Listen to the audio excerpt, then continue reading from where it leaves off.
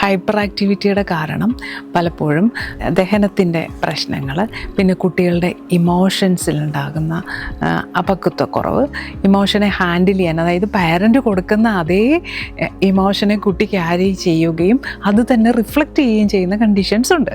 പിന്നെ അതുപോലെ തന്നെ ഭക്ഷണത്തിലെ ശീലങ്ങൾ, വളരെയധികം സ്വീറ്റായിട്ടുള്ള അല്ലെങ്കിൽ മസാലയുള്ള സ്പൈസി ആയിട്ടുള്ള ഫുഡൊക്കെ കൊടുക്കുന്ന കുട്ടികളിൽ പൂർണ്ണമായും ഈ ഒരു കണ്ടീഷൻ കണ്ടുവരാറുണ്ട്. പിന്നെ ഹൈപ്പർ ആക്ടിവിറ്റിയാണ്, ഇതിന് ഫോക്കസ് ഉണ്ട് എന്ന് മനസ്സിലാക്കണം. എല്ലാ കുട്ടികളും ഹൈപ്പർ ആക്ടിവിറ്റി എന്നുള്ളത് ഒരു അസുഖമല്ല.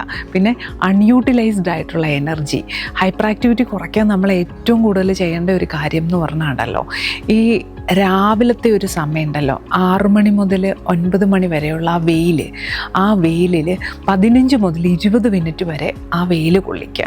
അതായത് കുട്ടിയുടെ റിതം കറക്ഷന് വേണ്ടിയിട്ടാണ്, വൈറ്റമിൻ ഡിക്ക് വേണ്ടിയിട്ടല്ല ഈ വെയിൽ കൊള്ളുന്നത്. വൈറ്റമിൻ ഡി അതിൽ നിന്ന് കിട്ടില്ല.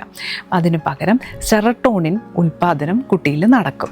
അതിന് അതും ഔട്ട്ഡോറിൽ എന്തെങ്കിലും ആക്ടിവിറ്റി ആയിരിക്കണം. ചുമ്മാ അവിടെ പോയി ഇരുത്തിയിട്ട് വെയിലത്തിരുന്ന് കുട്ടി മൊബൈൽ കാണുകയല്ല വേണ്ടത്, കുഞ്ഞിനൊരു ആക്ടിവിറ്റി കൊടുക്കുക. അപ്പോൾ ഹൈപ്പർ ആക്ടിവിറ്റി അൺയൂട്ടിലൈസ്ഡ് ആയിട്ടുള്ള എനർജിയെ യൂട്ടിലൈസേഷനിലേക്ക് മാറ്റുകയും കുട്ടിക്ക് തലച്ചോറിലേക്കുള്ള രക്തോട്ടം, അതുപോലെ ഗട്ടും ബ്രെയിനും തമ്മിലുള്ള കണക്ഷൻ ഒക്കെ ഉറപ്പുവരുത്തുകയും ചെയ്യും. അപ്പോൾ ഹൈപ്പർ ആക്ടിവിറ്റി ഒരു അസുഖമല്ല കേട്ടോ.